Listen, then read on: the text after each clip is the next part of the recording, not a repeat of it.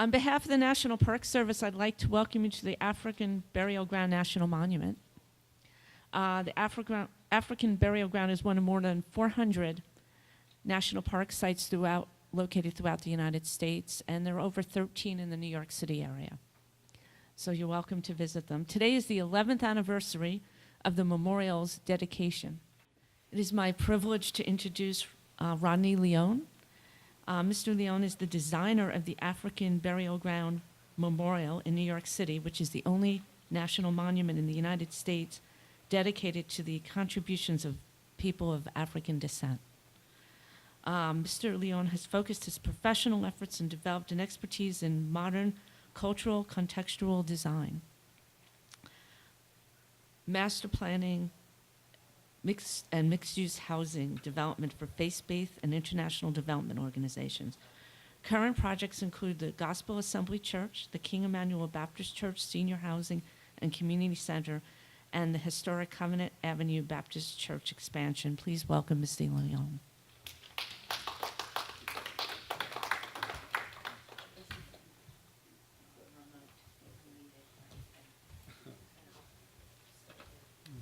Thanks for that amazing presentation, Peggy.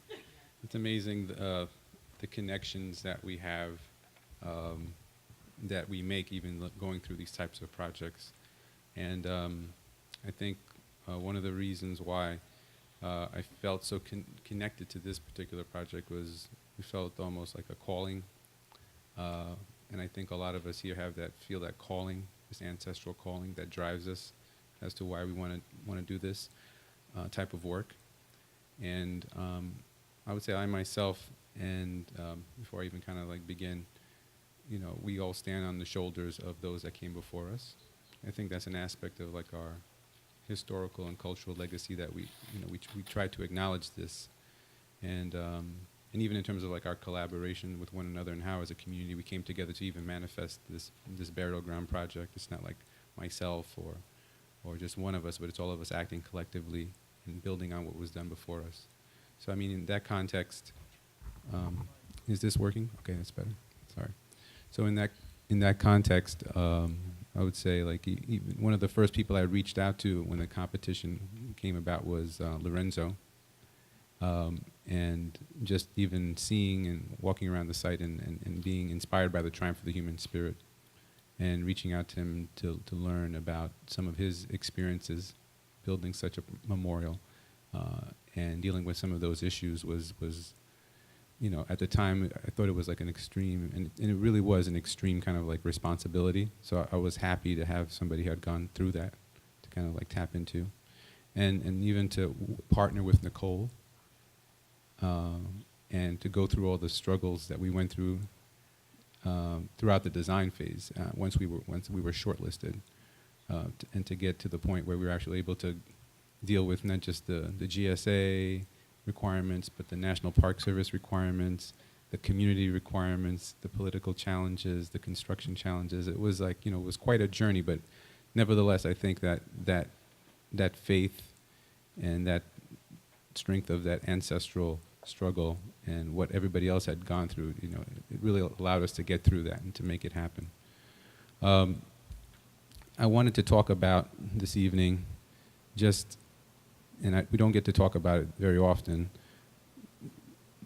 the aspects of the memorial that were really connected to not only the specificity of the burial ground site as a historic site, dealing with the people that are buried there, but some of the larger questions that it's also trying to address at the same time in regards to the Middle Passage, slavery, our history, was an extreme challenge.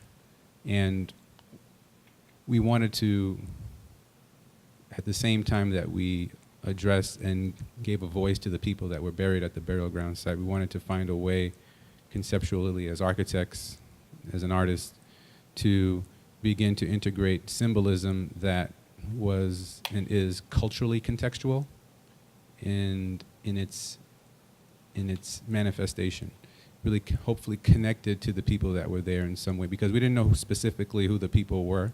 We didn't have that kind of information, but we did have some information from the archaeological reports that we drew from. We had historic information. So we felt that we had to really start to begin to do like a lot of research. And so much was really already put in place by yourself, Peggy, and by also the Park Service and by others, Michael Blakey, that we could draw from academically, but also culturally and socially. And one of the things that we really wanted to do was to begin to establish like some key objectives before we even started the process of design. And the main objective, I think, primarily was to establish a way that this memorial could become a place primarily for education and communication. And the way that traditionally memorials are thought of, when we think of memorials, we think about these statues of like these, like, you know, typically European men standing in the square that have done something extremely historic. And this classical idea of the statue being this object in the square that you look at and you look up towards and you stand away from is something that we've felt that we wanted to transform in terms of what a memorial is or what a memorial should be. And we felt that we wanted to be able to provide a memorial and a memorial space that was going to communicate and educate people about the history of the people that, and the African people that had died, that had lived and had worked and had contributed to the history of New York, but also the building of this country. So this aspect of education and communication and how an object can begin to speak to people in our who are currently alive right now, but also be able to act as a kind of like a microphone or a transmitter and a voice for the people that are no longer here, the people that have passed, to be able to speak to their culture, speak to their history, speak to our shared heritage, was, you know, one of the primary considerations that we wanted to introduce into the memorial's design. And a second goal that we had, besides education, was the idea of how to really establish a presence for the spirit of those people that manifest itself in a kind of a physical way. How do you bring a physical manifestation of a spiritual presence? And how do you do that in an urban environment like Lower Manhattan, which has these literally skyscrapers? You know, how do you begin to compete visually and formally in the urban landscape with a memorial, which has a modest budget, relatively speaking, with a $500 million tower standing next to it, right?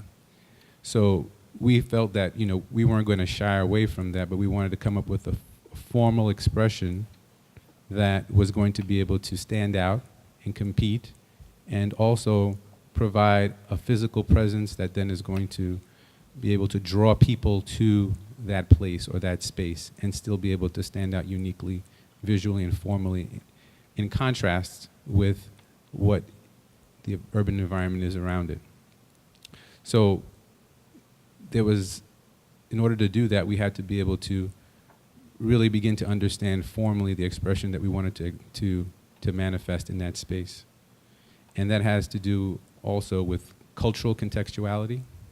So in our process, we spent a lot of time studying historic African architectural and sculptural form, but also monumental historic African-inspired form and contemporary architectural form, and looking for a way to be able to synthesize these elements together so that we could come up with a kind of a unique cultural expression. And that cultural expression, you know, reaches back and is inspired by African architectural typology, but also is not from the standpoint of purely reminiscing about the past, but drawing back from the past in order for us to come up with an expression of our true cultural selves, which is contemporaneous and complex. So this idea of culture and expression of, like you said, a kind of like a central African culture, essential culture, was something that we wanted to find a way to use the memorial's form to be able to express that truth. And we wanted to also, through the execution of the form, begin to communicate this through symbolism, the many layers of African and African American history, cosmogony, belief systems, and allow people, once and when they interact with the space, to begin to really express through their actions and their emotions and their interactions with the space an understanding both conscious and subconscious of symbolism. So in the memorial itself, there are various three-dimensional expressions of cosmological symbolism that's inspired by Congo cosmogram, like you saw with Houston Conwell's piece, in terms of the ideas about the soul and how the soul transcends from 4 different cycles of life, death, birth, and rebirth.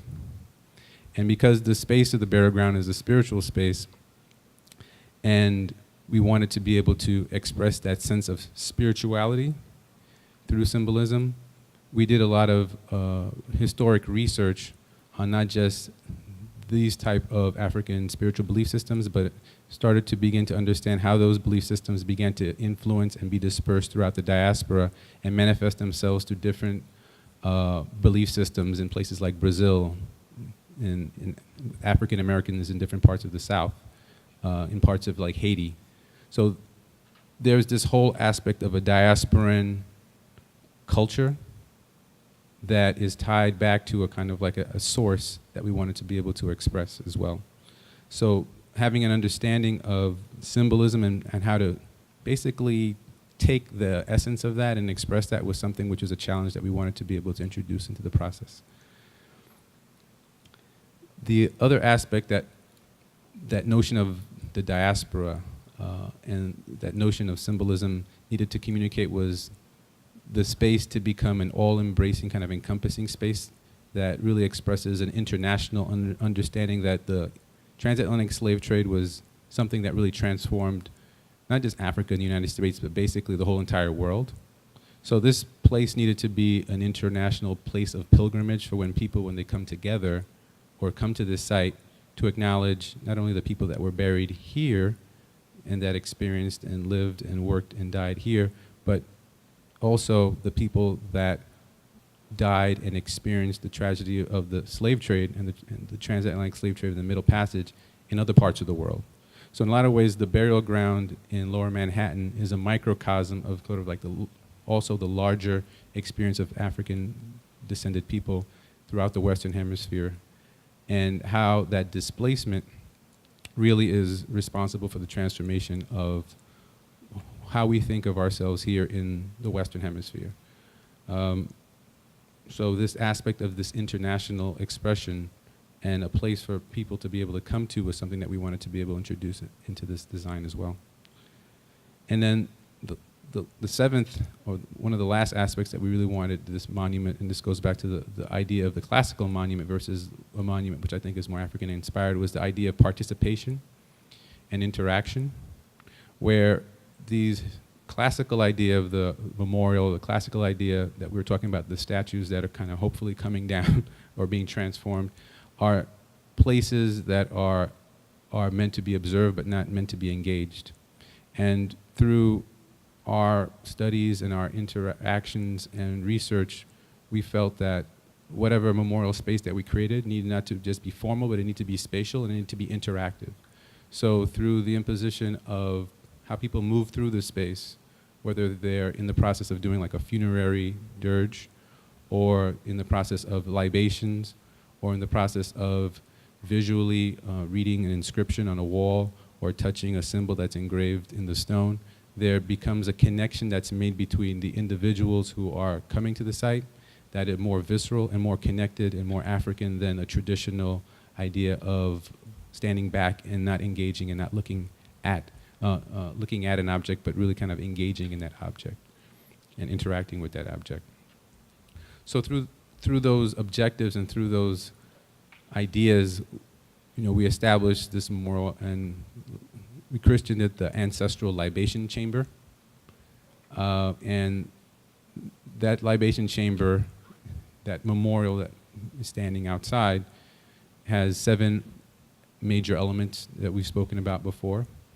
And those 7 major elements address different aspects of the burial grounds history, but also some of the larger issues about slavery that many people don't necessarily understand once they pass by the site.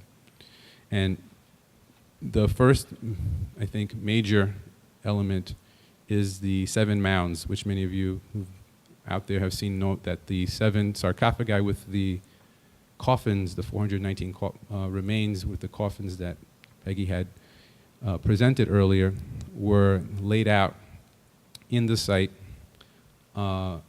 just to the west of the burial ground site, where the memorial is currently standing. Now, the original memorial design was meant to be actually a marker for the reinterment of, I don't remember that original design concept. There was supposed to be, I guess, I think it was 4 concrete sarcophagi where the remains are supposed to be placed in the center of the site. But because the studies that were taking so long at Howard University, the community became concerned that there was going to be degradation of the bones, and they wanted the remains to be brought back to the site earlier than we had anticipated.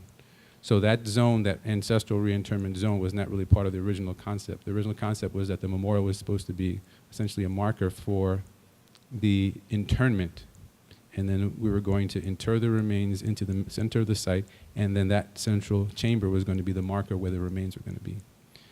So we had to transform the idea, and it ended up being, I think, a greater benefit to the way that the site is structured, to integrate the internment into the process of the design and into the plaza that we created, which was the 7 mounds, and we call that the ancestral reinterment zone.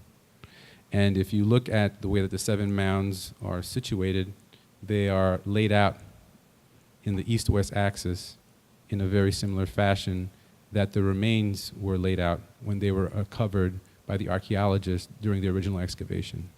So that east-west axiality and that slight rotation that you see is tied to the original 18th century ground, which is about 18 feet below street level on Duane Street. So there is that subtle rotation of both the memorial and the plaza and the subtle rotation of those graves that relate back to the original burial ground site and don't relate back to the 90-degree 21st century grid of the city. So that's why there's that kind of like that rotation is. And that's how it's also dealing with the contextuality of an acknowledgement of how the remains were actually buried originally. And that rotation then creates this kind of like a dynamic on the site that reflects that history. So the ancestral remains are facing the plaza where you come in. And many of you have seen the wall. Many of you are familiar with the inscription on the north wall that says, for all those who are lost, for all those who are stolen, for all those who are left behind, and for all those who are not forgotten. We call that the Wall of Remembrance. And that wall has the Sankofa symbol that's engraved on it. So that slide right there is of the memorial wall. That memorial wall is a map, which is the map that shows the outline of the boundaries of the original burial ground in the context overlapped with the 21st century map of the city. Over here,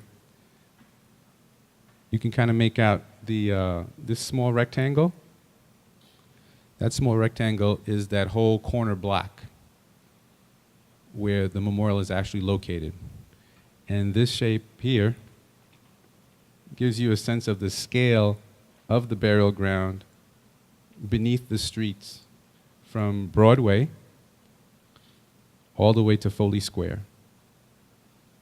So this is about a 1/4 acre site, and this is about 4 acres. So that's where the estimated 20,000 remains of the ancestors in the African burial ground currently buried, extending all the way from Broadway all the way to Foley Square. So all the buildings in that area are built on top of the burial ground. So this map is meant to provide people with an understanding of the scale of the burial ground. When you can't necessarily visualize it, it provides you that sense of like perspective and that sense of scale. So this memorial wall is an element is meant to communicate the scale of that site. Now this element, where you enter into the chamber, is inspired by the door of no return in Gorée Island in Senegal. And that element above the door is the Adinkra symbol for hope. And what we wanted to do was to inverse the concept of that idea of the door of no return with a door of return. So we call that door the door of return because the idea of people moving through that door of no return, taken away during this transatlantic slave trade, never to return, was something that we wanted to begin through the process of experiencing space of this memorial to begin to undo. So this door of return is transitioning from the more, I would say, public space to the more spiritual space. So you pass through that door of return into the sacred space of the burial ground. The Adinkra symbol on the wall, which is the Sankofa symbol, which many of you are familiar with, that symbol, which was believed to be found on the coffin of one of the remains of the bodies, became essentially I would say almost like the defining symbol, overarching symbol for the project. The meaning of which to look back to one's past in order to move forward to the future. So that Adinkra symbol that Sankofa symbol takes a prominent role on that wall as a reflection of the burial ground and our attempts to look back to the past in order to be inspired to move forward into the future. But it also reflects the idea of the movement that one takes to go through the burial ground to become educated about the past and then come out of this space in order to be more equipped to be able to then pass down that history and pass down that knowledge to future generations. So we felt that it was very important to place that prominently on the front of the memorial when people pass by, for them to see it and to be drawn into the site. These are pictures of opening day.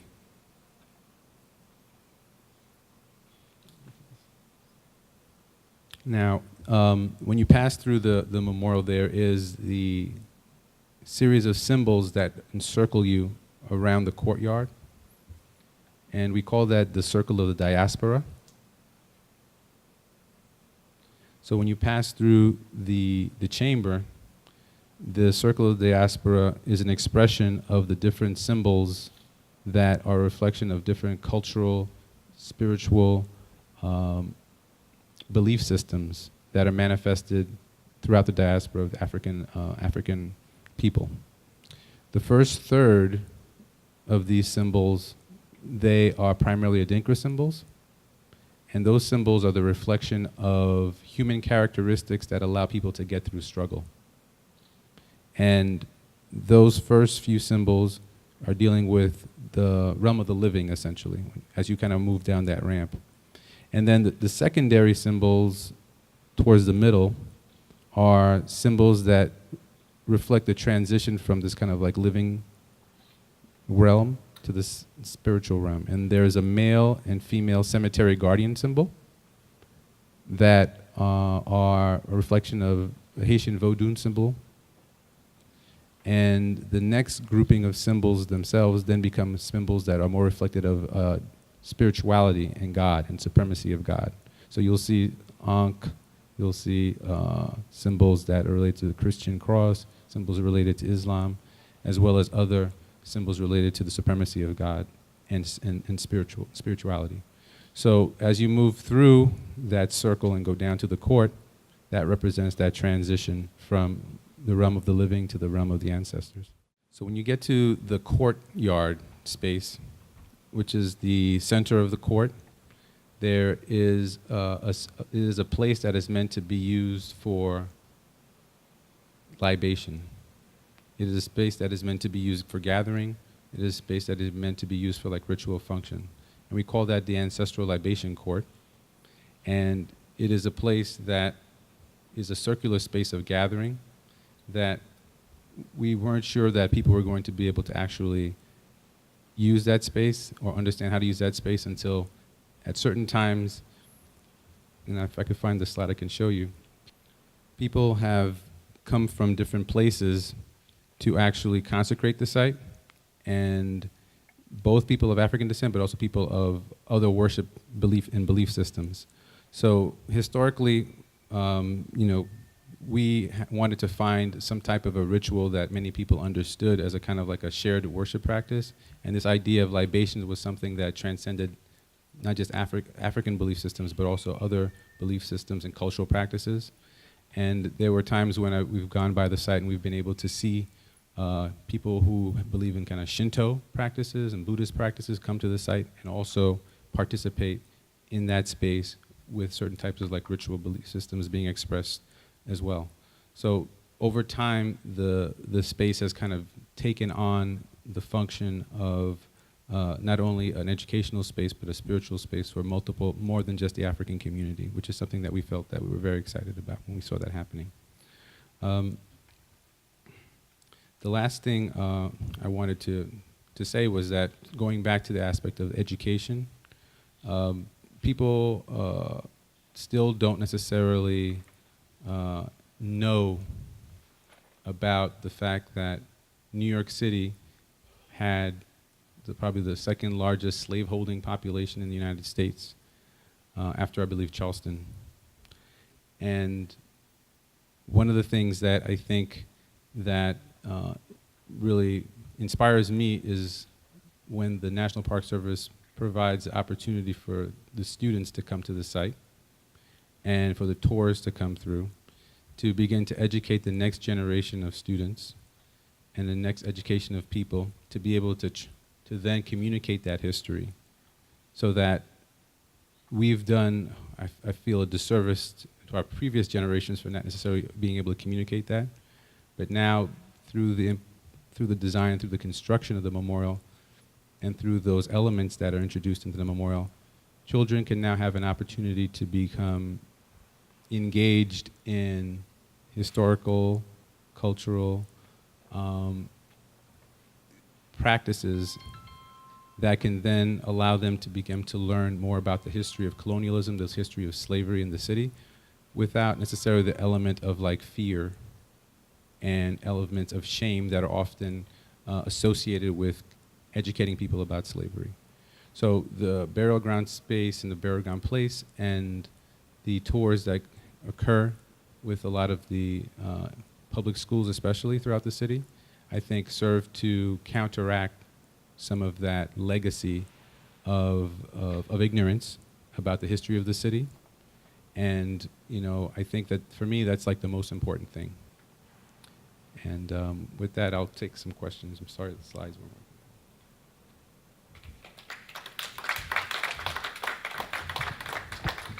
Did you have an opportunity to visit Goree Island? Yes.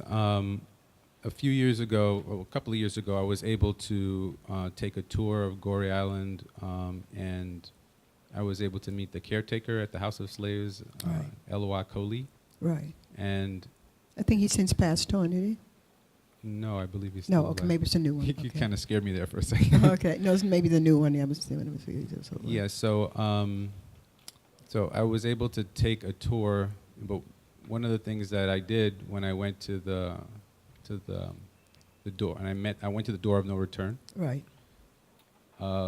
Instead of passing through it the way that most people do, the way that the enslaved Africans had moved through it, they allowed me to go around and to come out in the other way.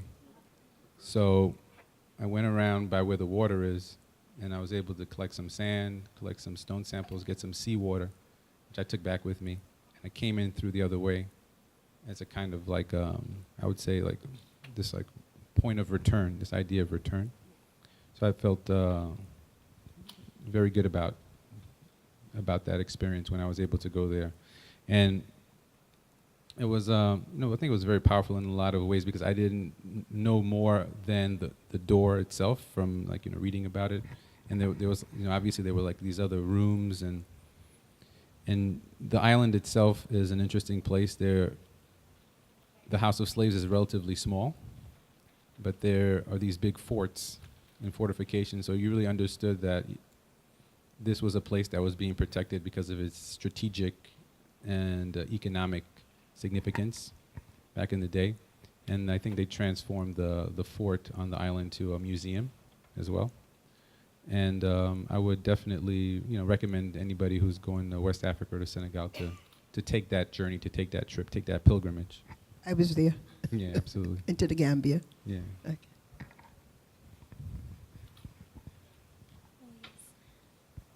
Hi, thank you so much for your talk. We apologize for missing the beginning of it, or most of it. But the question that I would like to ask is that I was very surprised to learn that New York had the second largest population of enslaved people. So I wanted to ask you what sort of activities were the enslaved engaged in New York? Because when I think of slavery, I think of tobacco and cotton and that sort of thing. So. Yeah, well, I mean, from what I've read and what we were able to ascertain, the nature of the people that were enslaved here in New York were unique from what we consider to be like plantation slavery in the South or in the Caribbean. People had certain skills or were given certain skills, so they were ship workers, they were iron workers, obviously they were cooks and people that had that worked also the land. I mean, a lot of the land had to be the work was, from what I understand, very physically taxing. And if you were to kind of understand from some of the historic maps, I think Peggy had a couple of historic maps up, the area where Foley Square currently is had two large ponds. One was called the Collect Pond, and another was a smaller pond.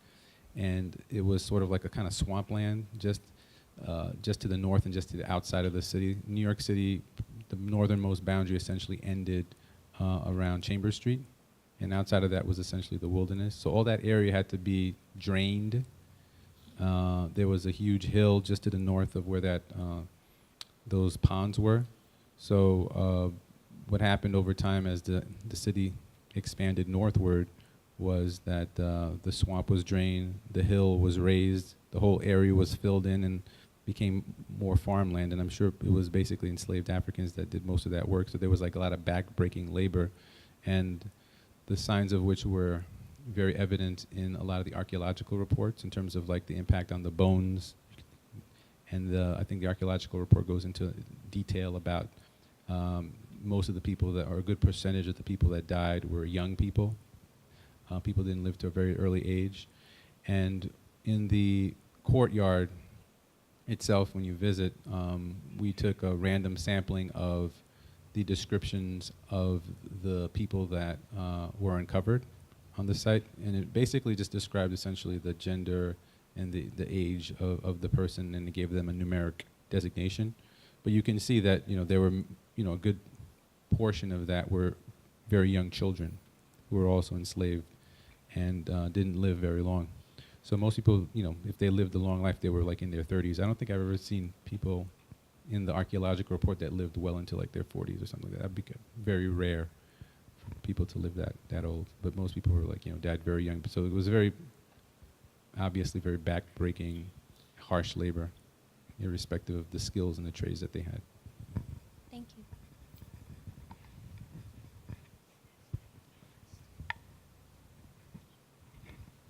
First of all, I'd like to thank you for taking the input and having the humility to put together such a task. I know you had a team behind you, and I would like to thank the team too, at least from one human being to another, because this is not something that could have been done alone. Right. Second, I wanted to ask you, and if your team is here, what were your thoughts when you finally walked through it after it was finished? I mean, what did you feel? You mentioned there was people would come and they would do, I forgot the word you used, from different countries, they would do certain blessings. Libations. Libations. Yeah. And I think there was one point, I don't know if you may remember, there was a young lady with a turban, and she stood at the top of the tower.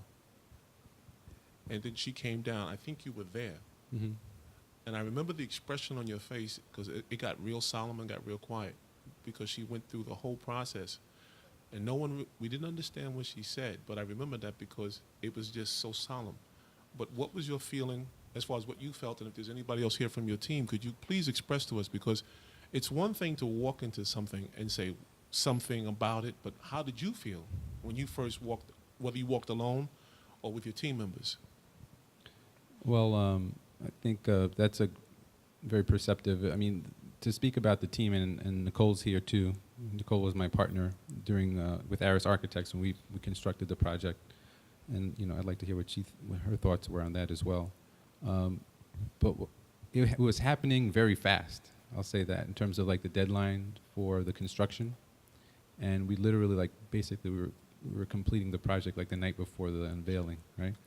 So I think it wasn't until really I got more an opportunity to observe some of the people interacting with the space, to get a sense of like what it was like for them.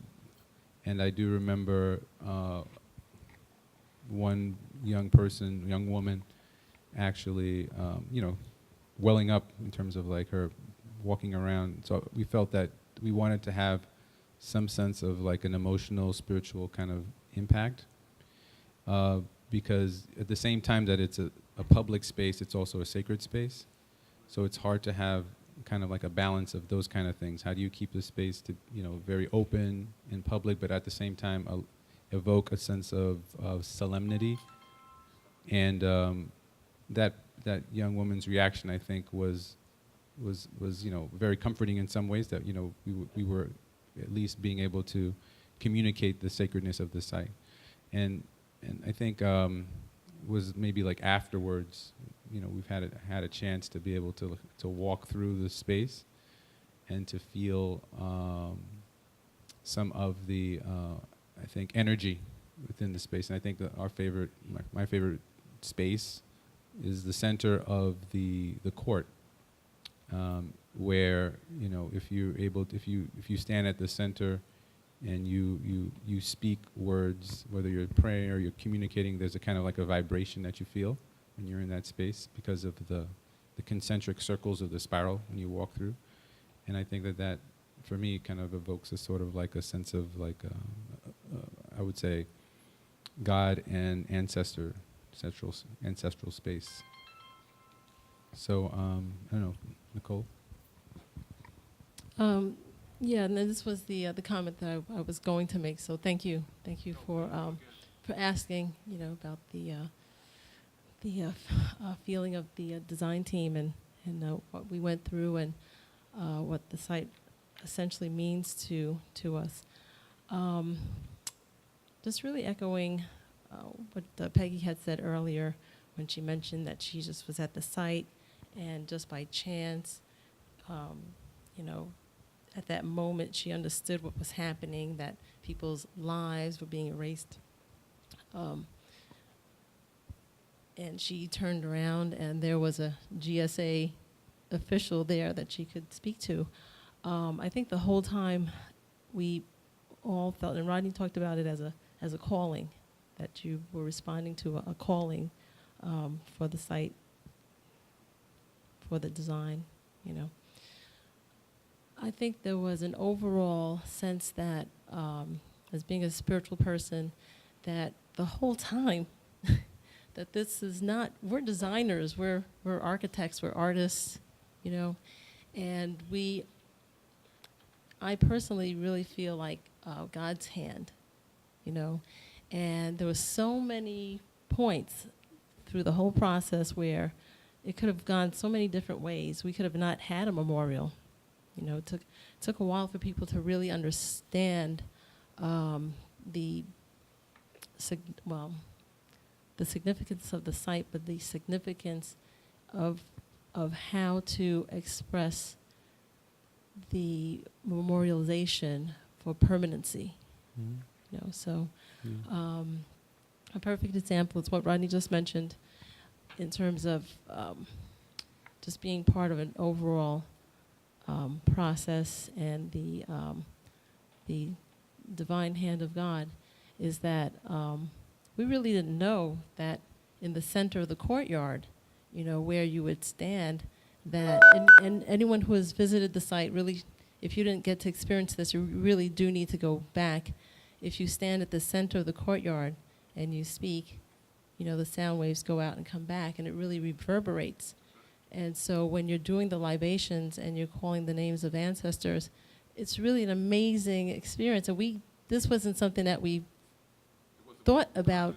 Right. This is kind of like, you know, in hindsight. Yeah. So it was an extremely healing process. I personally still find a lot of healing when I visit the site, you know, and I am forever grateful. Yeah. And I think- So, but that's all I really have to say. Yeah, thank you. I wanna respond to the young lady who mentioned slavery in Brooklyn, but I also want to say that as I'm a senior, and I'm a resident of Brooklyn for many years, and I come from Harlem. And as I was growing up in Harlem, I remember the wrought iron gates. Mhm. As a child in Lower Manhattan, I saw them all the time. Mhm. As I was going to school, I could pass by and run my hand past these gates or this welding. And as an adult, I've learned, as a grandmother, I've had to teach my own grandchildren that these are the works of the people from Ghana who had come here. I don't know if they were called slaves, but they worked. That was their work that they did. They did the wrought iron gates on the windows in Manhattan, in 14th Street, 2nd Avenue. I don't know if they were here as slaves, but they helped to build the Brooklyn Bridge. Mhm.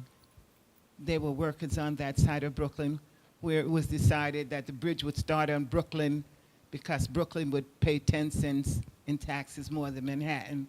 And they brought those workers into Brooklyn so that those people could build. I've lived in Park Slope, and I know some of the buildings in Brooklyn were built by slaves, or I don't know how to, indentured slaves that had come with the West Indian Trade Company. So they've been here since a very long time. And I don't know if they were here as slaves again, but they worked to build Brooklyn, Manhattan. And the idea of the resonating of the symbols.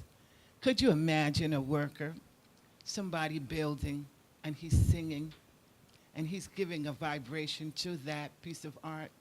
It's still here. Mhm.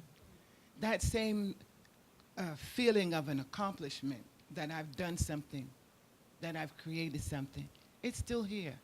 And as a dancer, I feel it when I dance in this building.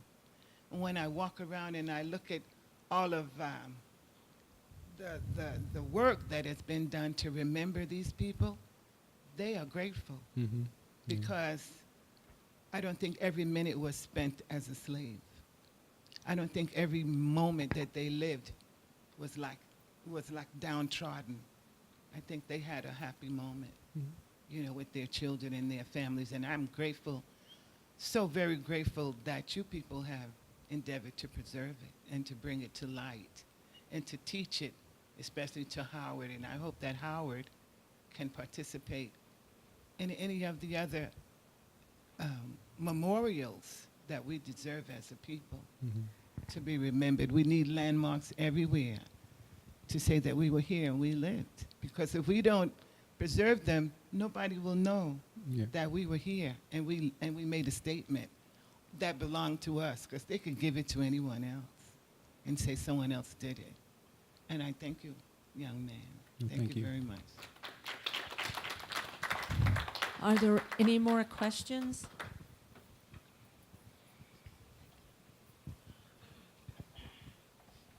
Yes, I don't really have a question. I wanted to make a comment. I am very honored to even be able to take advantage of the awesome, you know, history and place that we have here.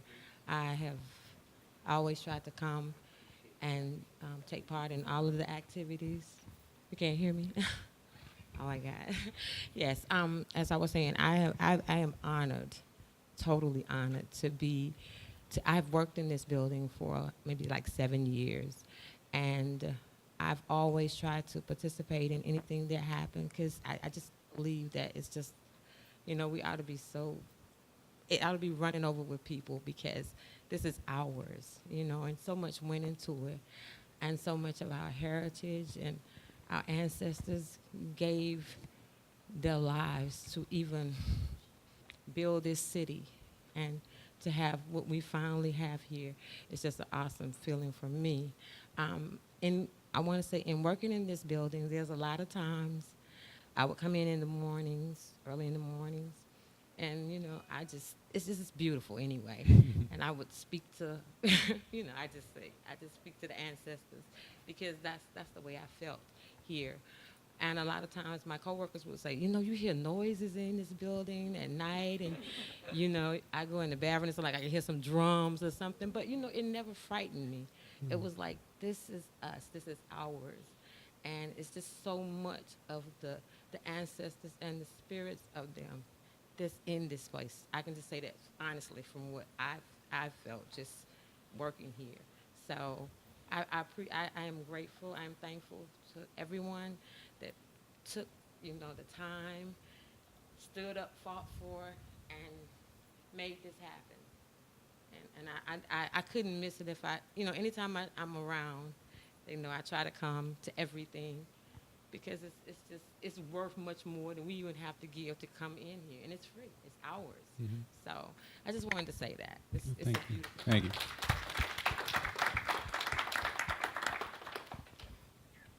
Are there any more questions before we conclude for the evening? I just want to thank the National Park Service. Comments like that makes it all worthwhile. And thank you so much for keeping it alive. Thank you. Superintendent. I'm curious, if you don't mind me asking, how doing this type of research and preparation for this project has affected how you have done everything else since.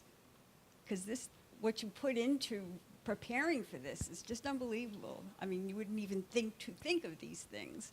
And I just wonder if that's changed how you approach everything else that you do at work-wise. I think you should speak to what you did at the United Nations during the slavery revolution. I guess based on that comment, we've had an opportunity to do another memorial, which is the Ark of Return, which is the permanent memorial at the United Nations to the victims of slavery and the transatlantic slave trade. And that's a historic but also contemporary memorial for contemporary slavery as well.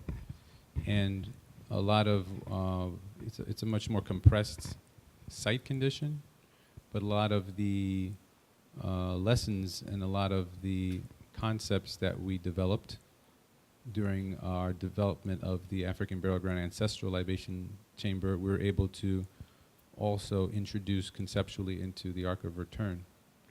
And where we have the door of return in the African Burial Ground Memorial Project, the Ark of Return is literally an idea about a ship, which is taking the spiritual and the spirit of the people that died during the Middle Passage back to the place where they came from.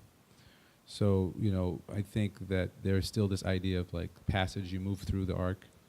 Within the Ark, there's a figure that's sculpted that's supposed to represent the spirit of men, women, and children that passed. And that figure is calling you through. And the Ark is meant to be taking that person, that spirit, back to where they came, from whence they came. And interestingly enough, there's also this kind of like a medallion, a globe on the wall that you can actually touch. And if you look at it closely, during some of the research that we did from this book that we found, that was an exhaustive analysis of the Middle Passage that was done by some scholars recently. We were able to identify, I think it was 66 different locations, either along the African coast or off of the African coast, such as St. Helena, that where people were taken from Africa and then shipped to different parts of the world. The slave trade was part of like a much more complex trade of goods. So we had to kind of filter out all the goods and then identify the location for where the people were. So we in that map, if you go into that space, you can kind of touch 66 spots, and then we engraved the names of those 66 locations on the front of the memorial in the stainless steel, so that if you read those places, those are sort of like, it's almost like the idea, those were ports of disembarkation, now they're ports of return. So there's still a lot of this idea of like the symbolism and education and communication that happens. And we're lucky because here we have the National Park Service to maintain, but also to educate, because that's really what it's about. It's, there's what Peggy had gone through in terms of the preliminary work and the struggles to get this established, and what we had to go through as a design team, right, in order to get it constructed. But real long-term lifespan is like what happens after, right, so that people don't forget. So that's the Park Service with the communication, the education, interpretation, the maintenance, right? But in the United Nations, we have the Office of Public Education and Interpretation that also takes people on tours and communicates and educates. So we were very fortunate to be able to have these memorials in places with institutions that can then perpetuate that process into the future. And that's what's very good and exciting. I just want to give a real kind of like a little background of the whole event. One woman that who have been the beacon of this whole project from the beginning to the end, that's Miss Peggy King-Yor, who's sitting right there. I have seen the progression of this whole process from the very beginning to the very end. And this one woman who just will not relent in dealing with all these bureaucratic, all these officials, to move through a project is so sensitive to all of us, and to make it happen. I witnessed it myself. If it wasn't for that one woman right there, this project would have been completely defunct. And we all need to give a big standing ovation for this woman right here.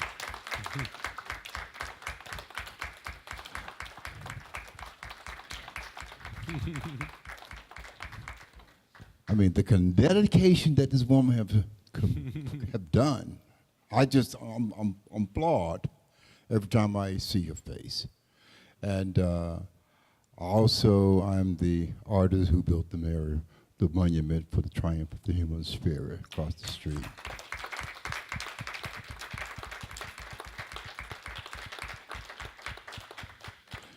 And it's been a long struggle, a very long struggle. And at times I just didn't think it could bring it into reality. After me fighting with the city, me fighting with the state, me fighting with all the architectural, all the bureaucratic nonsense to acknowledge our existence here in this country is an abominable sin for this whole entire country. And because we all have put our shoulders to the ground and said, hey, we're going to make it happen. And Rodney, I know what you had to go through. I know what you had to go through from day one. And you persevered, and you stayed true to your mission, and to make it happen. And I give thanks to you for that. I give thanks because you could have buckled, like I almost buckled myself. And if it wasn't for this young lady right here, I would have buckled, because I was up against all these bureaucrats. I'm like, hey, I'm an artist. I mean, I don't know how to deal with all this. The electricians, the engineers, I mean. That piece across the street sits up right on top of the subway. And I had to go through 1,000 things to get that design at the base of that monument. And this woman was at the foot of the monument when I buried the lock that enslaved my great-grandfather as a slave in Birmingham, Alabama. So you're sitting and you're standing on historical grounds. The city still have not acknowledged the importance of this spot. The city and the state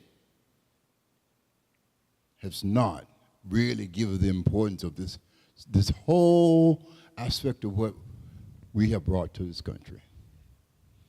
And the struggle continues. And that's very important that you all are here and to hear the real story. But Peggy didn't really get into the nuts and bolts of it. She just gave you the overall. But this, oh man, I just couldn't believe it. And now see how the ancestors are giving her another project to work on. Way out in the central, I mean, nobody never heard of. That's the power of our ancestors. You never know. So thank you, Bo. And thank you all for coming to show us a little sense of interest into this historical project. And don't let it falter. Don't let it fall down at all. This little girl right here, I've seen her, she's like, wow, what y'all talking about? But this is for her. This is for her. Look at her beautiful self. Look at her. Thank you so much. So one last quick little remark or response about having been part of the process and how it makes us feel as architects and how we approach our future projects. I want to, first of all, really, really thank Rodney, especially Peggy also. But I want to just, firsthand to see what, we know what we went through to get it done. The answer to that question is that I feel encouraged. I feel really encouraged. We learned the power of architecture. We learned the power of the arts. We didn't really know as we were younger, much younger back then. And so, as a young woman at the time, I was really intimidated by the whole process. And, Rodney was there, duking it out. But in the end, what I want to say is that, yay for girl power, yay for Peggy, because we would not have this to speak of. And I'd like to encourage all our young girls to really think about architecture as a way to, express yourself and to, do great things for our community.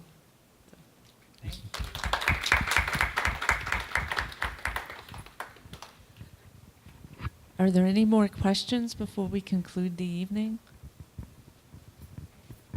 Okay, 2 more questions then. And I'm just feeling so inspired hearing everybody's remarks and, just feeling the spirit even present in this room. And it just occurred to me, a memory. I went to a family reunion in Virginia, and the hotel that we were going to stay at actually turned out to be an old renovated plantation. And when we got there and saw what it was, we refused to stay there. We were outraged, and we went and visited an unmarked burial ground. And so I'm wondering now about all of these unmarked locations throughout the country, if there could be some kind of initiative to further this work and to have each one transformed into a memorial for that particular state. Just to that, there's something called the Periwinkle Project, and a young lady, the name, she has to forgive me, escapes me, but she is, I'm sorry? Yes, Sandra Arnold. And I think that she's collecting names of all of the burial grounds across the country. So certainly if you know of places, to connect with Sandra. Thank you. Yeah, and there are also like a few, well, there's probably more than a few. There's a lot of different burial grounds that keep popping up. And I know that there are a few in Virginia as well, Georgetown area. A lot of universities are dealing with their slave past and history, Georgetown University being one of a few. And within proximity to these institutions, there tend to be African burial grounds. And yeah, there's one in Albany. I would add that, I mean, where I come from in Southwest Georgia, we have the distinction of having like the largest number of plantations in a particular, area. And in fact, we have a plantation that everybody always called the Coca-Cola plantation because the man who was either the owner of Coca-Cola had his plantation there. But most plantations had an area, and I would, you can't trespass, but I would enter these plantations, and they always have these areas that are unmarked, but the guys who are the caretakers, they don't stop people from coming on to the plantation because they assume that you may be related to families. And the guy took me around and showed me areas where there'd be large fields. Right now, a lot of these plantations are used as hunting quail and things like that, but they avoid areas where they know that there are plantations, burials. But some of these large plantations, they have burials and nobody's talked to them, to say, what are we doing? Yeah.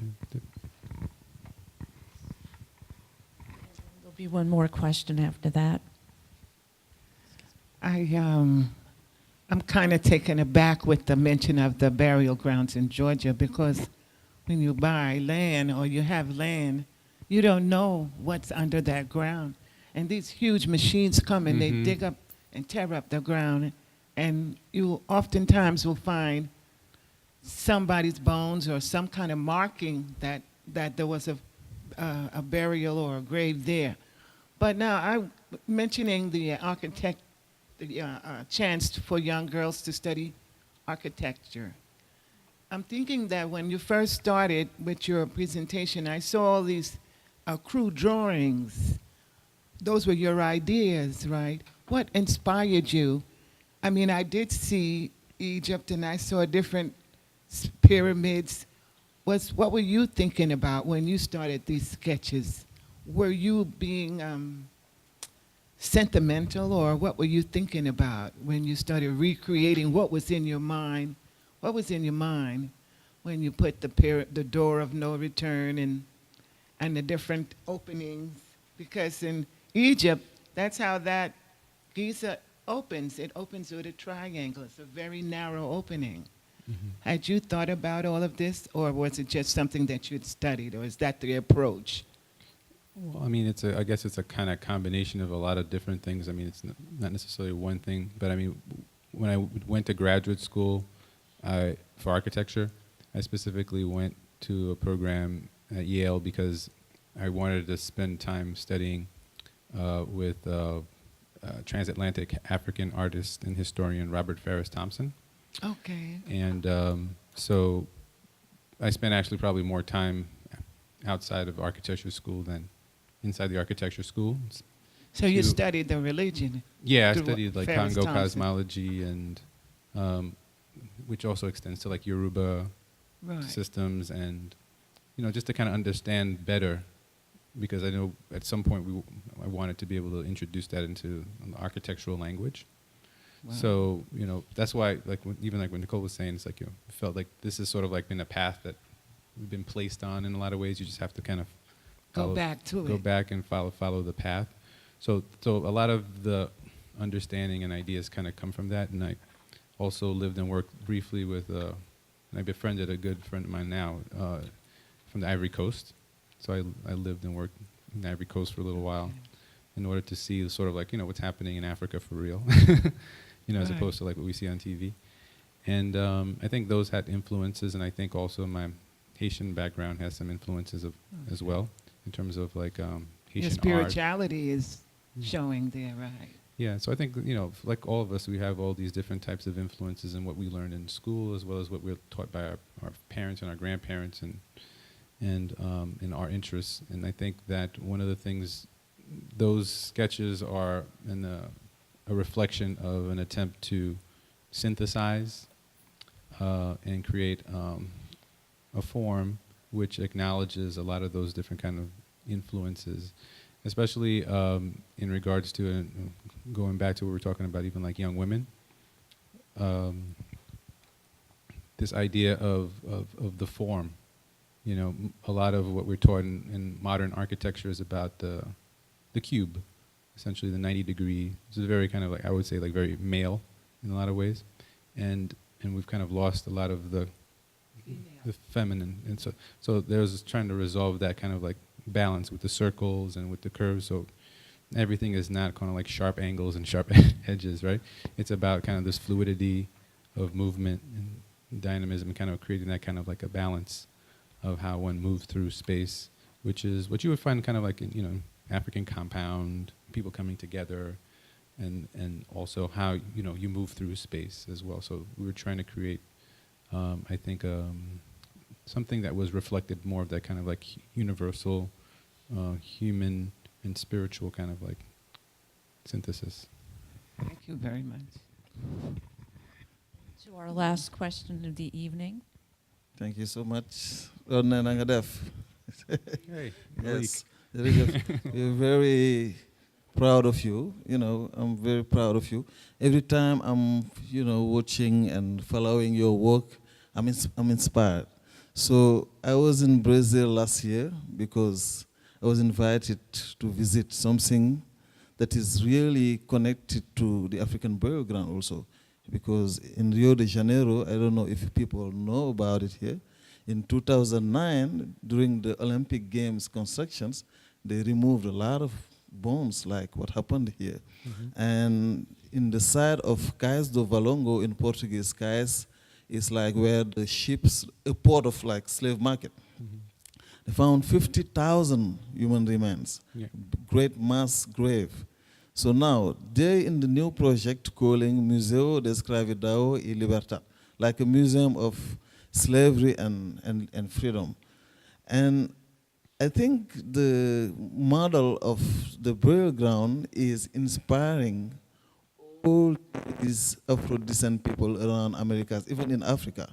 Because even when we go back to Gorée Island now, we have one references when it comes to connecting ourselves to the ancestors throughout the Americas. We have African burial ground, we have Rio de Janeiro. So my question is today, how can we leverage after what happened here, after the struggle, after the best practices here in the burial ground, how can we like keep interconnecting to other sites, and what are we building together? How can we work together to claim this Africanity? Because African burial ground is an African place. The first time I arrived here in the States, when I visited the burial ground, I felt like I'm in a deep Africa.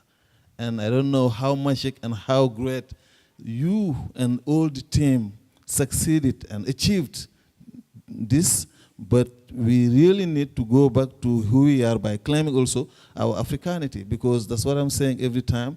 The pre-colonial Africa and values, the history. When I'm talking about Kurukan Foga, which is during the Malian Empire, the first constitution, a lot of people don't know that the first constitution in the world were crafted by Sunjata Keita and the delegation of the Malian Empire in 1236. When you go back to Bakari De and a lot of stuff, and we need in this kind of project to interconnect with our people, our brothers and sisters all around here in the Americas and Africa. And I know African burial ground can play a major critical role. What do you think about the role of the burial ground when it comes to interconnecting to all these sites? Well, thank you for that question. I think that based on like what we were talking about previously, the burial ground is inspired by this diasporan cultural symbolism, and the hope is that we're able to not just educate people about the significance of this site as a historic site in the United States, but also to allow people's minds to free the shackles, so to speak, and to the psychological shackles, now that the physical shackles are there, to kind of like, feel free that we can kind of like connect with one another again and embrace, most people to embrace that kind of universal aspect of our culture, that we're not really as different as, sometimes people try to make out, and that we have a lot more in common as human beings than we do that separate us. So I think, there is a kind of like a legacy of slavery that still manifests itself in terms of, people's fear to actually be able to embrace aspects of their culture that are manifest itself in different ways, but it still hasn't been acknowledged. So the hope is that, the memorial like the African Burial Ground, the institution of preservation that we have, like the National Park Service, can become I would say, kind of like a standard, and a model for other places, because I think we were talking about England, and Peggy was mentioning England and their relationship to St. Helena. I was recently at an event with the former Prime Minister of France, and the French have built a couple of memorials and monuments to slavery recently, one in Guadeloupe, another one in the south of France, where there was a slave port. I can't remember which port it was now.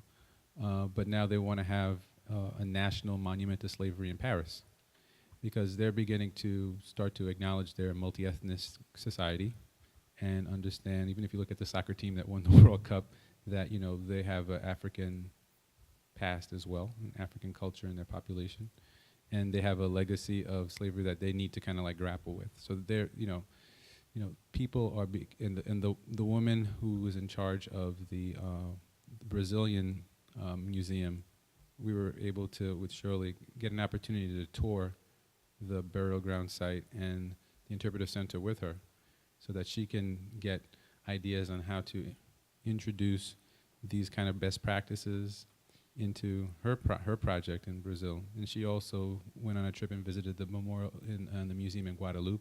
She went to the museum in Liverpool. I think there's a slavery museum in Liverpool. So this is truly kind of like there's a global movement in place, and we're talking about like our local burial grounds and cemeteries that are being talked about a lot now these days. But it's really kind of like, this is happening all over the world. Well, really? I mean, yeah, it is happening. The conversation's happening. Mm-hmm. And what you have to remember is preservation of a burial ground, something like this, there's so many facets to it. There's the scientific piece of it, there's the historic piece of it, and then there's our community interpreting what we think it is, versus if you're on some other continent, what the other community and how they're going to interpret the story. And I think that that's what's exciting, that people are beginning to communicate. And I'd indicated, I don't know if you were here, that I had been reached out to by folks from St. Helena in the South Atlantic. And they have a whole other way in which they sort of see their community. And it'll be interesting to see how that translates into built form, into education, into preservation of all kinds of, anything that's on the island. So the conversation, and I was saying earlier, this, as a result of this project, the circles when you drop the pebble in, those circles have been going out for years, because this thing has been happening for years. It's been a long time, and people are doing things in their own communities.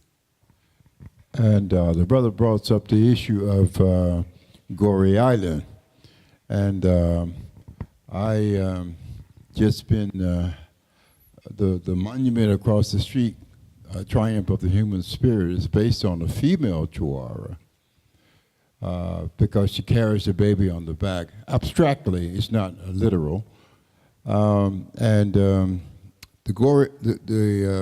slave castle in Goree Island, Senegal, Dakar, have asked me to consider designing a monument on Goree Island to commemorate the monument here in New York. So they want to develop a sister city connection to build the monument for the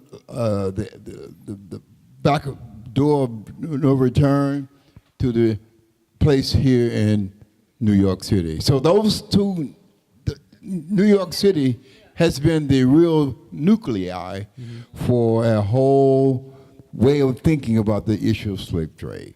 So that's the process. I'm in the process of designing a monument as we speak to honor the male version of the Chihuahua in Goree Island. Very nice. Thank you all.